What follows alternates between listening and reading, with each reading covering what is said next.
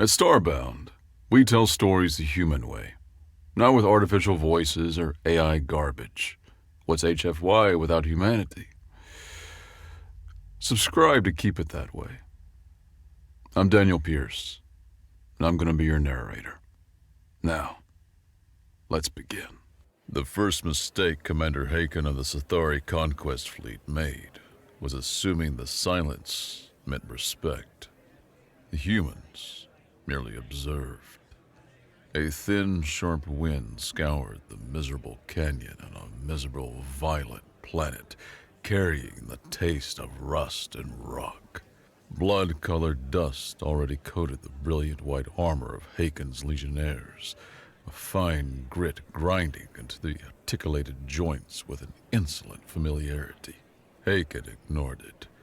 He stood tall and imperious before the 4 captured human soldiers, his elongated frame a monument to genetic superiority.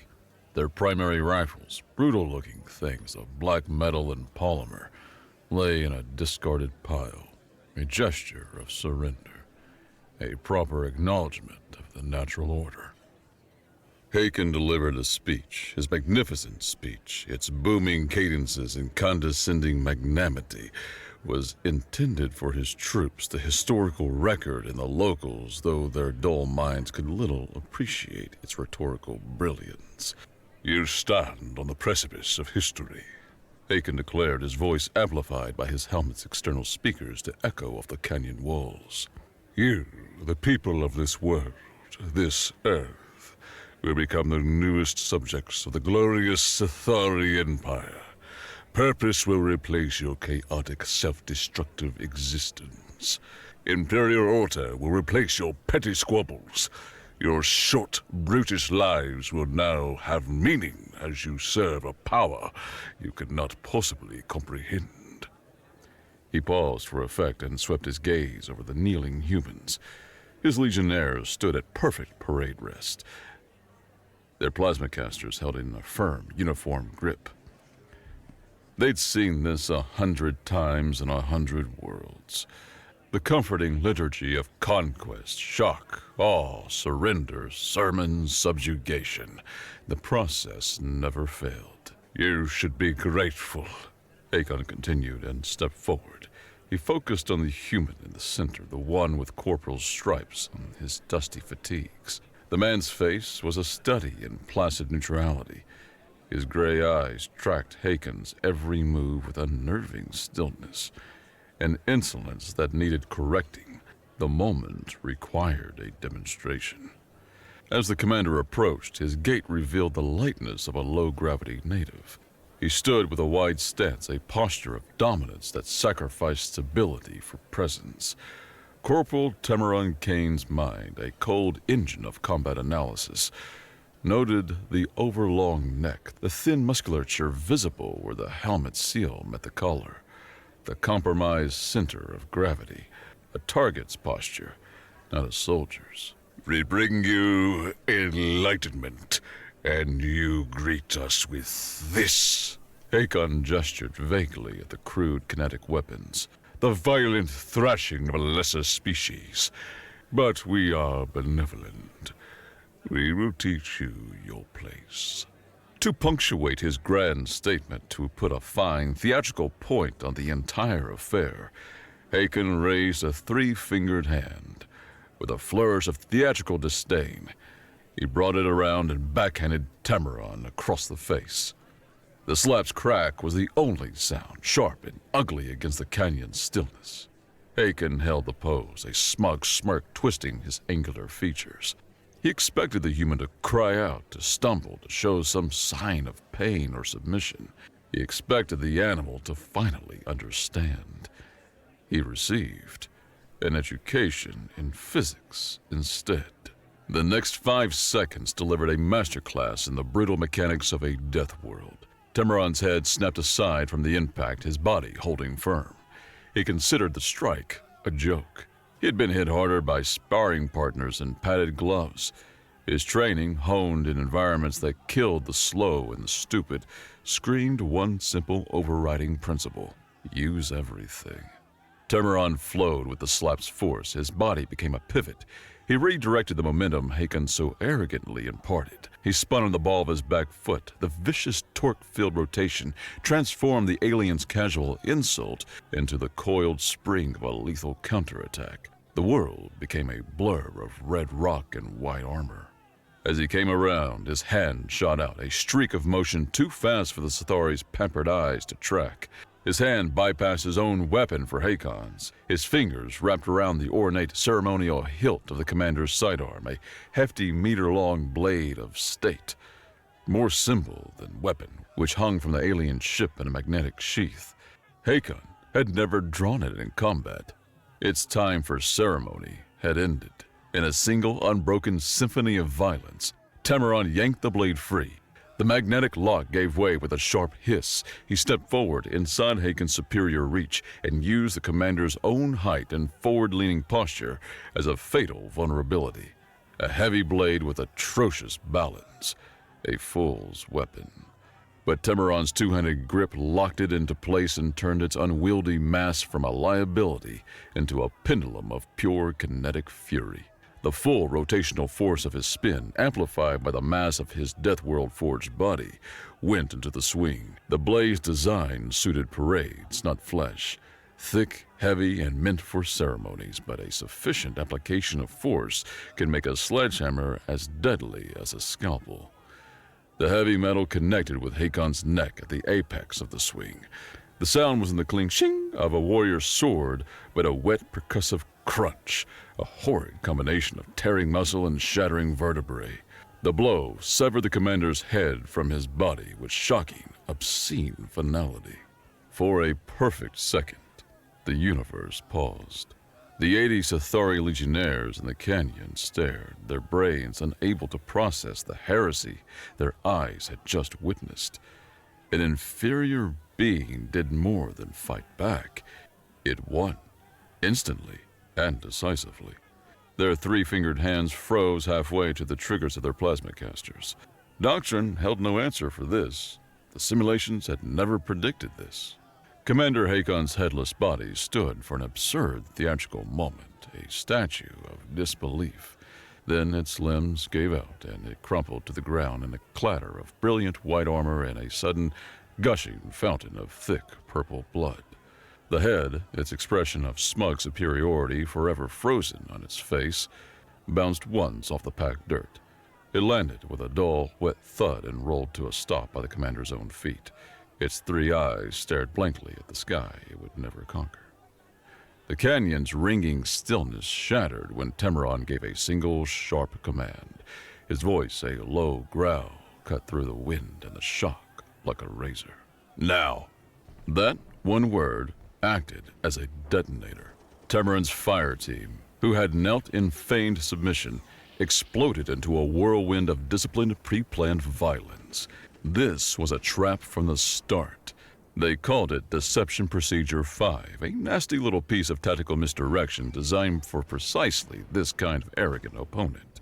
The primary rifles in the pile served as a cheap price for admission. As Temeron dropped the blood-slick ceremonial blade and drew his own weapon, the rest of his team moved.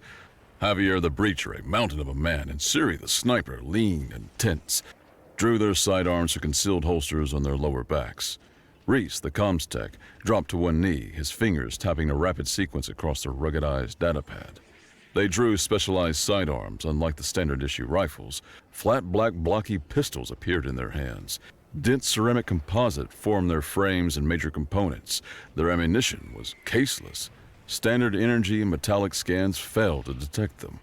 Simultaneously, Javier and Siri twisted the activation rings on the small, dull gray cylinders they had palmed during the surrender.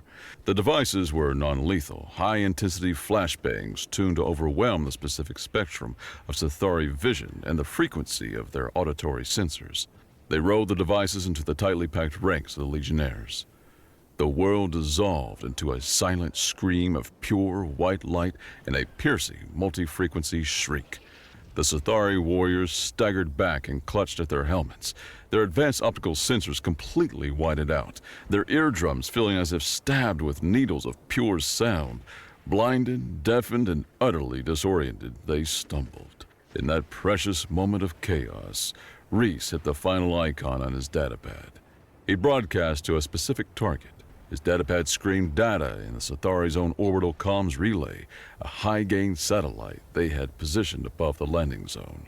His program sliced through their lax security safeguards, hijacked its FTL link, and pushed the feed directly into the Empire's secure military channels and, through them, the interconnected galactic network. The raw, high-definition, multi-spectrum footage of the last 30 seconds, from Hakon's smug pronouncements to the slap, the spin, the decapitation, and the flashbangs, now poured through the Sathari's own systems. Reese attached a simple, 6th-generated title just moments before. It read, "A Message from Earth." The Sathari Legionnaires, disciplined products of 1,000 years of military doctrine, became a disorganized mob. Their training offered no guidance for this. Their commander lay as a headless heap on the ground. Their senses lay shattered, and their enemy, who should have been cowering, now spat ceramic death into their ranks. White-hot, angry plasma bolts flew, fired with rage and confusion, their aim wild. They gouged molten scars into the canyon walls and superheated the air, but found few targets. Temeron's team had counted on this chaos. The flashbang served two purposes: disorientation and breaking their tight ranks. Sathari doctrine relied on interlocking hard light shields, a tactic that required soldiers to stand shoulder to shoulder. Now they scattered, each warrior an isolated island of panic. "Fall back, Victor Charlie!" Temeron's voice cut through the comms, calm and steady amidst the chaos. "Javier, suppress the center. Suri, high-value targets. Reese, keep their comms scrambled." They moved with mechanical purpose, a stark contrast to the enemy's frantic pursuit. Each of them knew this canyon intimately. They'd spent a week scouting it and mapped every ravine, every rock outcropping, every shadow. Their withdrawal was a tactical relocation to a more advantageous battlefield. They aimed every shot to suppress, to force the aliens to keep their heads down, to channel their pursuit into a pre-selected path. They moved with a brutal, minimalist grace that made the Sathari's clumsy, rage-fueled advance look like the thrashing of a dying beast. Thousands of light years away, the message, piped through the Sathari's Empire's own FTL network, arrived. On the gladiator world of Korshak, in a public arena that reeked of blood and scorched metal, a hulking 8-foot-tall Grohl warrior paused mid-swing, his practice bout forgotten. The massive public screen above the arena, which usually showed odds and replays of brutal takedowns, now filled with the stark, raw footage from Earth. He watched the small, soft-skinned creature pivot and swing. He saw the alien commander's head come off. He saw the disciplined explosion of the human team. The Grohl, a species that revered martial prowess above all else, fell silent for a long moment. Then a low, appreciative rumble started in his barreled chest. He turned to his equally massive companion. "Find out where the recruiting station is," he murmured. In a glittering diplomatic spire on the Citadel, the central hub of the Galactic Concordat, a high-ranking Sathari ambassador made condescending small talk to a formal gala. His personal datapad, which rested on the table beside a glass of bubbling Vesperian nectar, suddenly lit up with a flood of Priority 1 alerts. He glanced down, annoyed at the interruption. His pale gray face, usually an arrangement of serene superiority, went slack.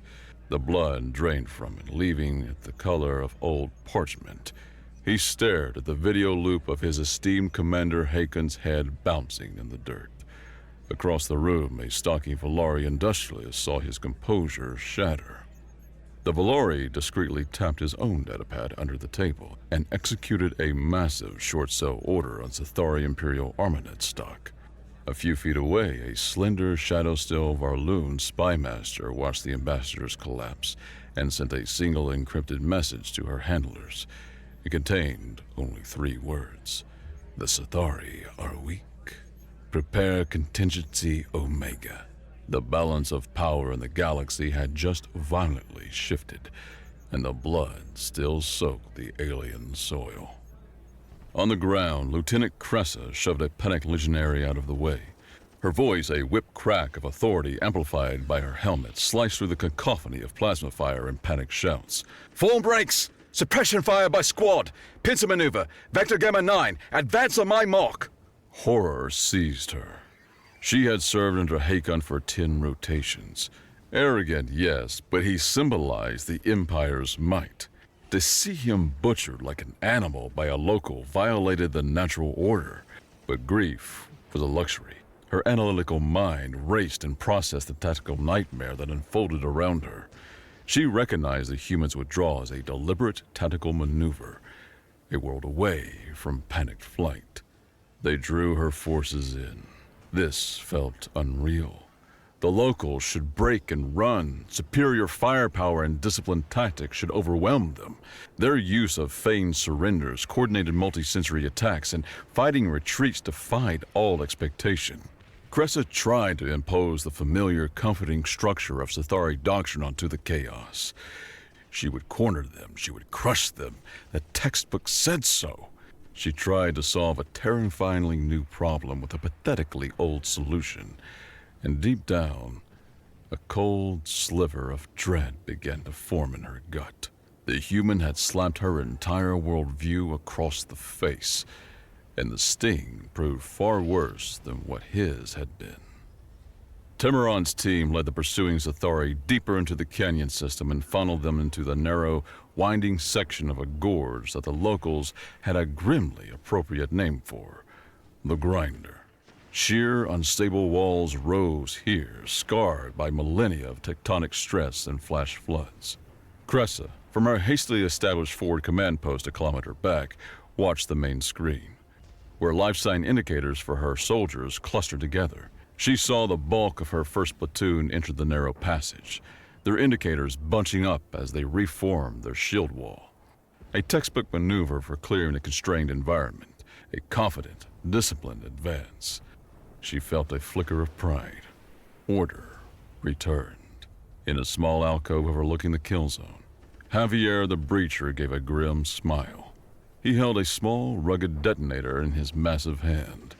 He'd spent 2 days planting the seismic charges.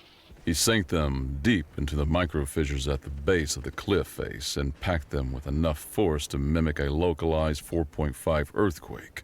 "Party started," he muttered into his calm. Clicked the button. A deep, resonant crack came from the bones of the planet itself. A sound of tectonic shearing, not combustion. A low, terrifying groan followed, the sound of 1,000,000 tons of rock giving up its long fight against gravity. The entire cliff face on the left side of the grinder shuddered, then peeled away. An avalanche of stone, dust, and boulders the size of armored landers crashed down into the narrow canyon. It was less an attack than an act of planetary physics, unleashed with malicious intent. The lead Sithari platoon, trapped in their tight, shield-linked phalanx, looked up. Their personal anti-gravity modules, designed to negate their own body weight for enhanced mobility on high-gravity worlds, proved utterly, pathetically useless against the raw, kinetic force of a geological event. The geology trapped them. The hard light shields, designed to stop energy bolts, flickered and died as the first few multi-ton boulders smashed into them. The landslide erased the platoon from existence, buried under 100 meters of their own tactical inflexibility. At her command post, Cressa watched in cold, silent horror as 27 friendly life signs on her main screen winked out. They vanished simultaneously. A whole section of the map just went dark. Her first thought was a weapon of immense power, a buried mine of plasma bomb, but the seismic sensors registered only massive tectonic displacement, with no significant energy release. The drone feed, once the dust cleared, showed only a new, impassable mountain of rubble where the canyon had been. The humans had used no advanced weaponry. They had pushed the planet over on top of her soldiers. Cressa pulled up the detailed geological survey her scouts had made. She cross-referenced it with the platoon's last known position, her analytical mind frantically connecting the dots. The humans had selected this specific canyon. They knew about the unstable cliff face. They had lured her soldiers into a geological death trap. A horrifying realization dawned on her, cold and sharp as a shard of ice in her veins. The humans fought as an extension of their environment. They knew its secrets, its weaknesses, its violent potential. The Sithari, with their advanced sensors, their anti-gravity modules, their entire technological arsenal, trespassed on a world that was now an active, hostile combatant. And the humans were its immune system. Cressa dismissed her rage with a sharp gesture. She needed solitude. On her main holographic screen, she isolated the broadcast footage of Haken's death, the same footage the entire galaxy now watched. She looped it, slowed it down, frame by frame, and dissected the moment that had shattered her reality. There, the human's pivot. A perfect transfer of kinetic energy. The way he used the slap's momentum instead of fighting it. The grip on the blade, firm and immediate. The step inside the commander's guard, a suicidal move for any sane soldier, executed with absolute confidence. And the strike itself, a targeted, biomechanically perfect arc that aimed for the one glaringly obvious weak point in Sithari anatomy. She looked at the human's eyes in the moments before the swing. She saw no rage, no bloodlust, no triumphant war cry. She saw only focus, a chilling, absolute purpose. The cold, dispassionate concentration of a predator executing a takedown. This was a calling. A deeper, more disturbing thought began to form. It went beyond tactics to the very philosophy of Sithari power. She thought of their weapons, their ships, their entire way of war. Sithari weapon design, she realized, had no concept of energy feedback. Why would it? For 1,000 years, their weapons had only ever pointed one way, out. The idea that a lesser species could weaponize the very path of their divine fire was so alien a concept, the engineers never even considered it a theoretical possibility. Their engineering, like their commanders, was arrogant. It assumed the enemy would always be in front of you and always beneath you. The philosophical foundation of her entire life, the bedrock of the Sithari Empire, that superior technology and rigid discipline would always triumph over local barbarism, crumbled into dust around her. The whispers across the galaxy had turned into a roar. The second wave of reaction involved less shock and more cold, hard analysis. On every military academy world in the Concordant, instructors broke down the Tamarin takedown in tactical seminars. They used holographic simulators to show cadets the fluid mechanics of the maneuver. It was given a name, Survival-Based Warfare Doctrine. A new chapter was being written in the art of war, and its author was a single, dusty human corporal. The Sithari's empire stock, both literally and figuratively, took a nosedive. On the galactic financial networks, corporations linked to Sithari arms manufacturing saw their value plummet. Investors panicked and dumped shares in companies that produced the now questionable plasma casters and hardlight shields. Meanwhile, obscure corporations specializing in rugged, low-tech kinetic weapons, ceramic composites, and geological survey equipment saw an unprecedented meteoric surge. Earth was no longer a footnote in scout reports. It was the headline, and everyone was reading. Tamarin's squad found a moment of respite in a hidden cave, its entrance completely obscured by a thick, curtain-like waterfall. The cool, damp air and the constant, soothing roar of the falling water masked their presence. There was no celebration, no congratulations. The job was incomplete. They moved with the quiet professionalism of a team that had done this 100 times before. Javier sat on a rock, meticulously disassembling and cleaning his Gauss shotgun, its heavy magnetic action cycling with a quiet, satisfying thump. They bunch up, he said, his low baritone easily absorbed by the cave's acoustics. Rely on those interlocking shields. One good seismic charge, and they're just dominoes in a box. Siri, the sniper, sat perfectly still and tracked the intricate movements of a spider spinning a web in a corner of the cave. Her focus was absolute, her breathing measured.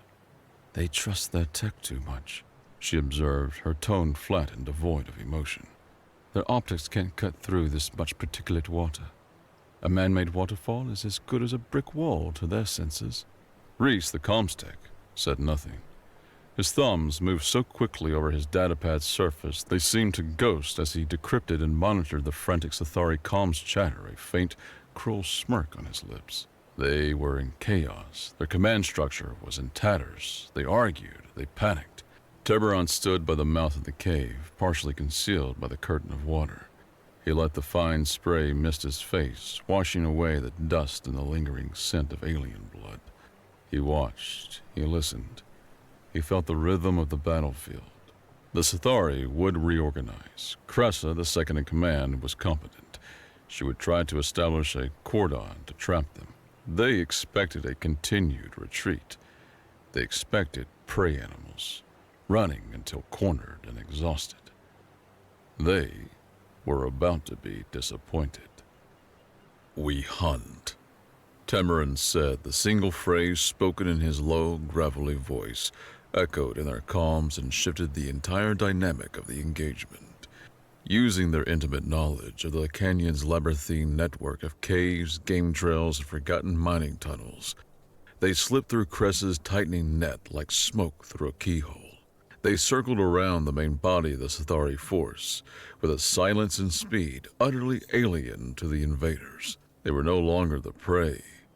They were the predators. The Sathari became the hunted, a two-man sniper team perched on a high overwatch position, suddenly went silent.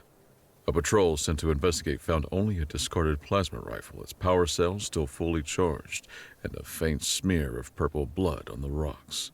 Another squad, sweeping a narrow ravine, was taken out by a single, perfectly placed fragmentation grenade, dropped from the cliff edge above. They never saw their attacker. Tamarin and his team used the environment as the primary weapon. They masked their thermal signatures by moving through cold water streams. They used the canyon's bizarre magnetic outcroppings to scramble local sensors. They struck at single points of weakness, then vanished back into the landscape before a proper response could be mounted. For the Sathari troops on the ground, the war had devolved into a horror story. The enemy was a ghost, a whisper. They were everywhere and nowhere at once. The red dust of this cursed planet began to feel like a shroud. Morale, already fractured, began to hemorrhage. The proud legionnaires of the Sathari Empire started jumping at shadows. Aboard the Sathari command ship, the Cerberus, orbiting high above the planet, Fleetmaster Krev seethed with controlled fury. His private subspace channel was a river of fire filled with humiliating, blistering communiques from Sathari High Command on the capital world. The words unprecedented incompetence, galactic disgrace, and total failure were repeated so often they'd lost all meaning. He watched the live tactical feed from the ground and saw the life signs of his elite soldiers wink out, one by one, picked off by 4 locals and an angry planet. His entire glorious career flashed before his eyes, burning to ash. He had been promised a swift, clean conquest that would secure his promotion to the Admiralty. Instead, he was presiding over the single most embarrassing military disaster in the last 500 revolutions of the Empire. Cornered, humiliated, and desperate, Krev made a decision born of pure, career-saving panic. He opened a channel to his bridge crew, his voice a low snarl of rage. He overrode Lieutenant Cressa's command authority on the ground without a second thought. "Cleanse the infestation," he snarled at his weapons officer. "Target the canyon's central coordinates. Full power orbital strike. Sterilization pattern Delta. Erase this entire embarrassment from the record." The weapons officer hesitated for a fraction of a second. "Fleetmaster, our own troops are still in the target zone." "They are acceptable losses," Krev roared, his composure finally cracking. "Their incompetence has sealed their fate.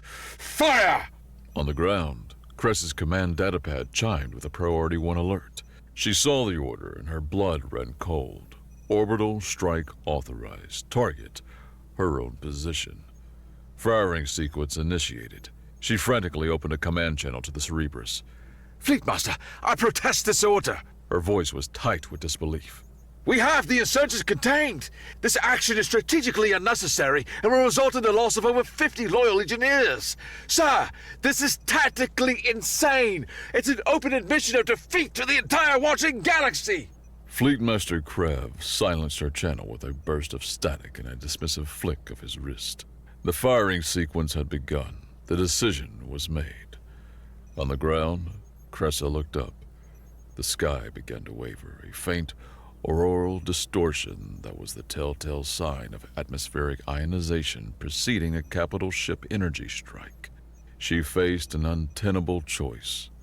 Obey a suicidal, dishonorable order from a terrified fool, or commit the ultimate act of treason and defy a fleetmaster.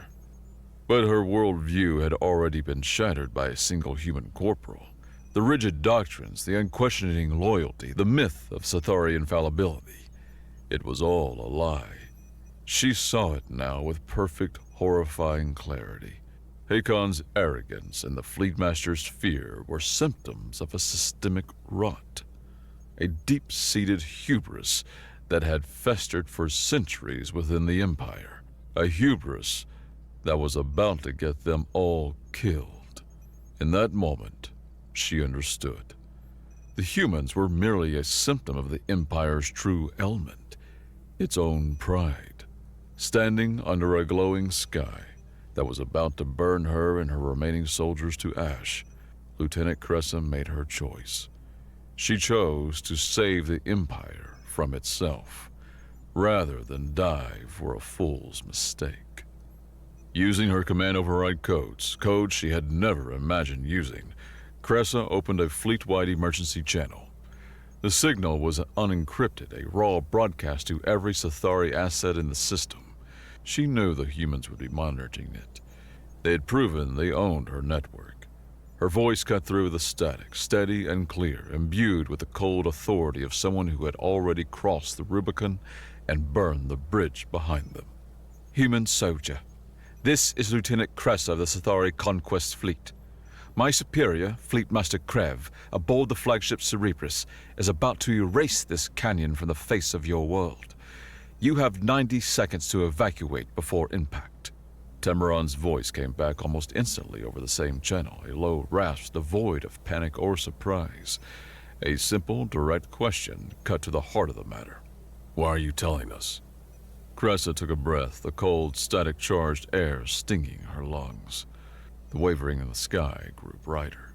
Because my commander's arrogance earned him his fate, she said, the words coming out with a strange, liberating finality.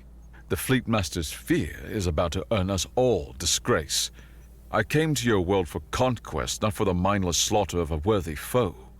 She paused and delivered her final, stunning statement. It was a challenge, a passing of the torch. Prove to the galaxy they are wrong about you. Show them you are more than brutes with sharp blades. Show them what a Deathworlder does when a god tries to strike them down. Temeron understood instantly.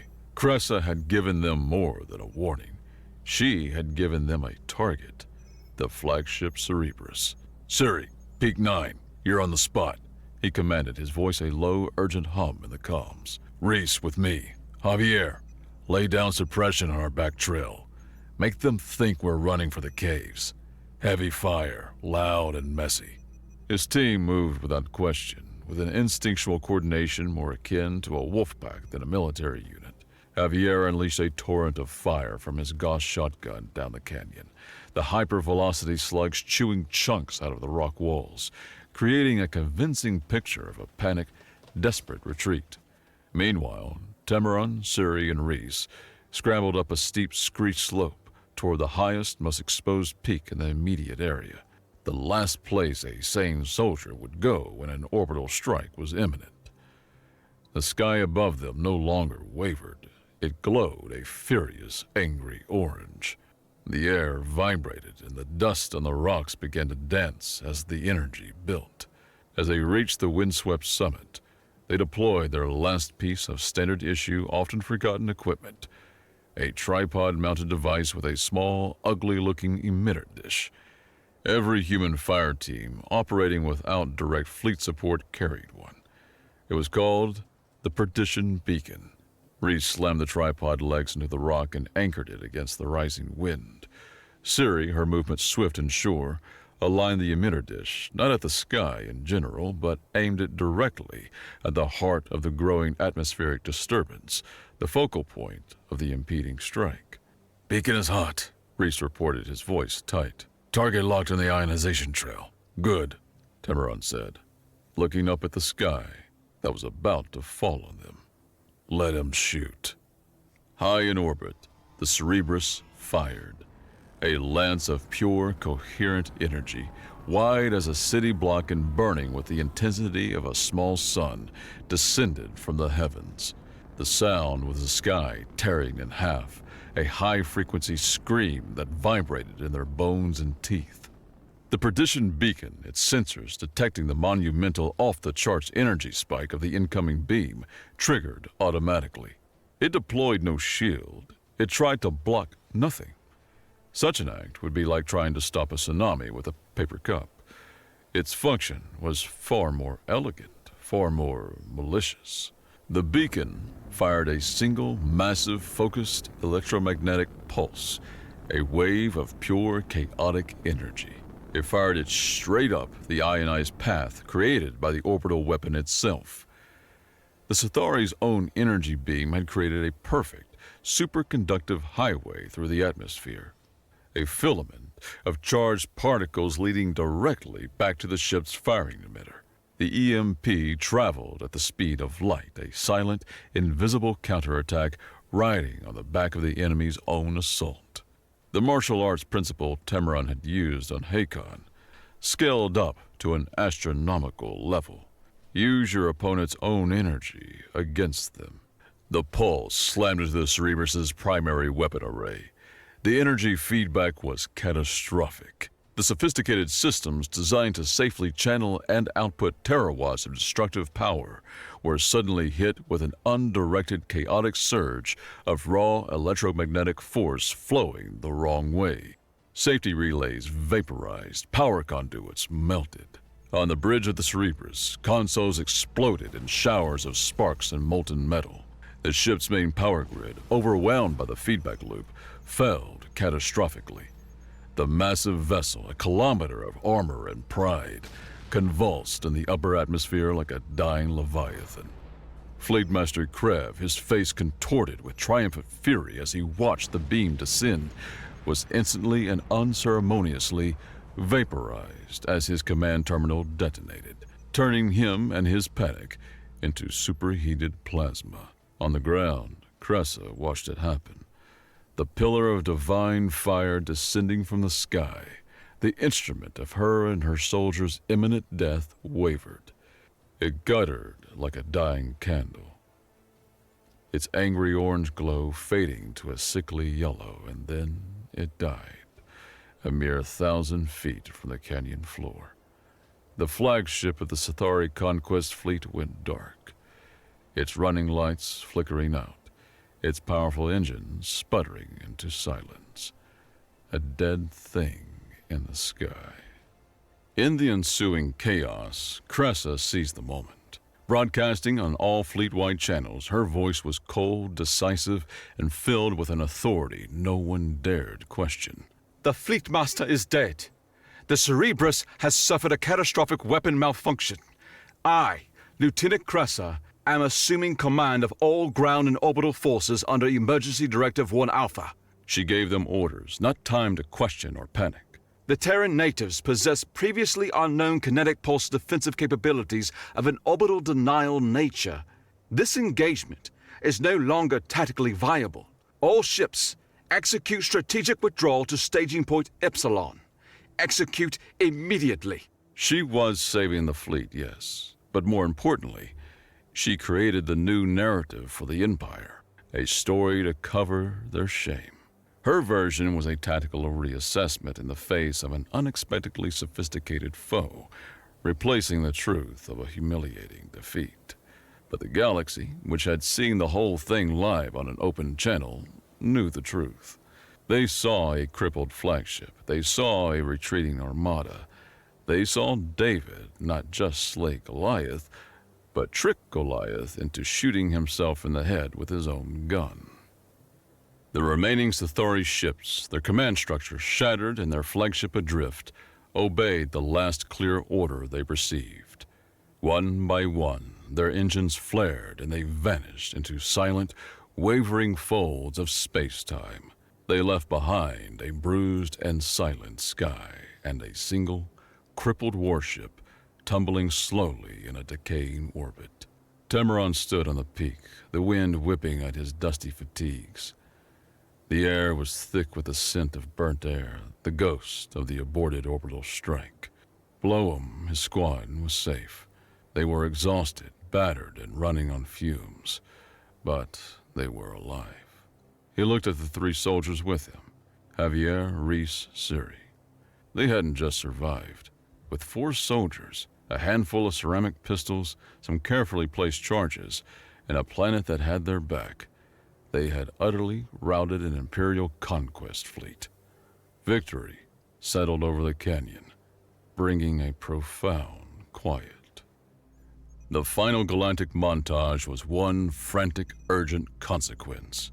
News feeds and official government broadcasts declared the Terran engagement a paradigm-shifting military event, the most significant strategic upset in centuries. The Sithari Empire was thrown into political turmoil. A dozen long-oppressed vassal species, from the methane-breathing Caledons to the silicon-based Omicrons, saw the footage of the retreating fleet, and a flicker of rebellion ignited in their hearts. The myth of Sithari invincibility had been decapitated, buried under a landslide, and shot out of the sky. From every major power in the Galactic Concordat, diplomatic vessels were hastily rerouted. Their new destination was a small, blue-green world in an uncharted arm of the galaxy. Their databanks were filled with urgent new directives. The condescending offers of patronage and protectorate status were wiped. They were replaced with respectful petitions for dialogue, for alliance, for access to whatever terrifying school of war had produced soldiers like Corporal Tamaran Kane. Weeks later, Tamaran stood before a debriefing committee at a fortified United Terran Mandate base deep in the Rocky Mountains. The holographic faces of generals and admirals stared down at him, their expressions a mixture of awe and sober contemplation. They asked him to break down his every decision, from the choice of Canyon to the deployment of Perdition Beacon. His answers were simple, direct, and brutally pragmatic. Hakon presented a viable target, he said, his voice flat. His arrogance was a tactical weakness. We exploited it. The landslide, Corporal, an admiral asked. The planet has gravity. Gravity is a weapon. We aimed it. And the final maneuver with the Perdition Beacon. The enemy provided a conduit. We provided the payload. It was effective. A thoughtful quiet settled over the committee. Nothing more could be said. Later, alone, Tamaran stood by a reinforced window and looked out at the harsh, unforgiving, beautiful landscape of his home world. Jagged peaks clawed at a cold, clear sky. He thought of Hakon's smug, alien face. He thought of the perfect, heavy balance of the ceremonial blade in his hands. He thought of the stunned silence of an empire brought to its knees by a simple, timeless lesson. The lesson that you should never, ever, under any circumstances, slap a Deathworlder. A small, grim, and deeply satisfied smile touched his lips for the first time in weeks. The galaxy was a big, dangerous place. It was finally learning some respect.